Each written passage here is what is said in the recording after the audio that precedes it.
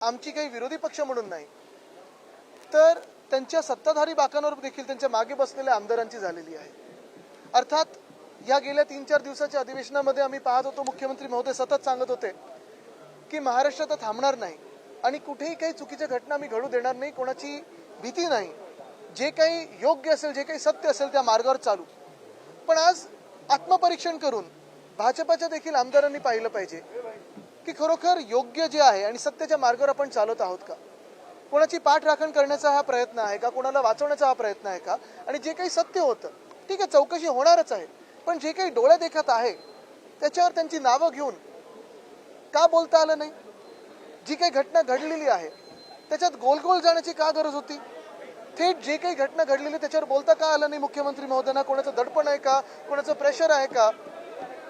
मी आपल्याला आठवण करून देतो, सकाळीच मी ही मागणी केली होती की साधारणपणे जे देवेंद्र फडणवीस साहेब आक्रमकपणे विरोधी पक्षाच्या बाकावरनं बोलत होते ते भाषणं आम्हाला आठवतात, त्यांच्या मनातली भावना आठवते.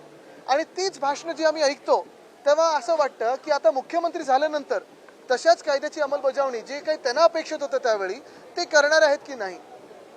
मी त्यांना जेव्हा टाईमलाईन बद्दल विचारलं त्यांनी मला सांगितलं 3 ते 6 महिने. ठीक आहे, आता त्यांनी 3 ते 6 महिने घेतलेले आहेत, पण ह्यात जे कोणी त्यांचे सहकारी असतील, जे काही नेटवर्क असेल, जाळं असेल, ते खरोखर ते शोधून काढणार आहेत का, पाळमुळावर जाणार आहेत का, की हे विषय देखील रफादफा करणार आहेत, ह्याच्यावर आम्हाला उत्तर अपेक्षित आहे.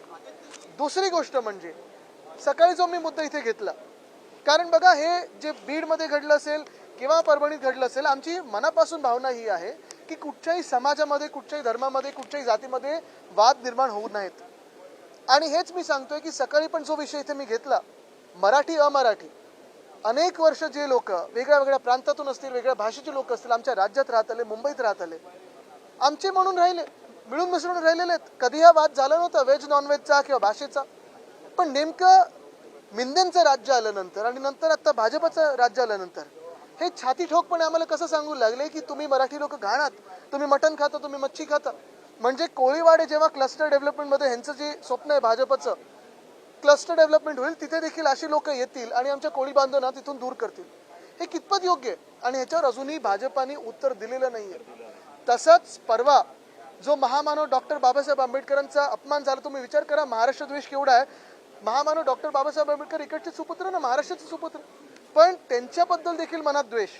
त्यांचा जो अपमान झाला त्याच्याबद्दल माफी मागायला तयार नाही. उलट तुम्ही काय केलं, आम्ही काय केलं, या वर्षी काय झालं, त्या वर्षी काय झालं, झालं असेल तर झालं असेल, पण त्याचा आणि परवा गृहमंत्री महोदय जे बोलले त्याचा काय संबंध आहे. जो अपमान त्यांनी केलाय, तुमच्या मनात जे होतं ते तुमच्या भाषणात आलं, बाजूला करत आहे ना, माफी मागायला लावा. ते न करता अजून काहीतरी भलतं असेल तर सुरू झालेलं आहे.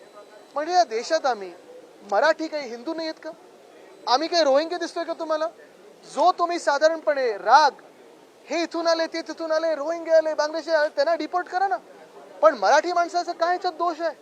जो दोष तुम्ही आमच्यावर लावू इच्छितात, जे काही वाद तुम्हाला जिल्ह्यामध्ये निर्माण करायचे, जी काही भांडणं आमच्यामध्ये निर्माण करायचे आहेत, आम्ही ती निर्माण होऊ देणार नाही. आम्ही इथे महाराष्ट्र म्हणून आलेलो आहोत आणि महाराष्ट्राचा आवाज बुलंद केल्याशिवाय राहणार नाही.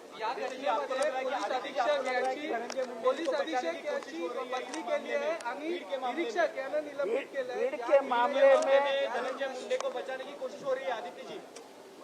ये 100% सही है कि धनंजय मुंडे, सिर्फ धनंजय मुंडे नहीं, लेकिन वाल्मीकि कराड़ को भी बचाने की कोशिश ये सरकार कर रही है. सरकार ने किधर भी स्पष्ट नहीं किया कि उसको 302 में आरोपी किया जाएगा. सरकार कह रही है कि इसका इतिहास बहुत पुराना है, लेकिन इतिहास हम खदेड़ के निकालेंगे, ऐसा नहीं कहा है. और जब तक वो नहीं होगा, आप वाल्मीकि कराड़ और धनंजय मुंडे का जो ब्रैकेट है वो खोल ही नहीं सकेंगे. इनसे न्याय की अपेक्षा ही नहीं की जा सकती.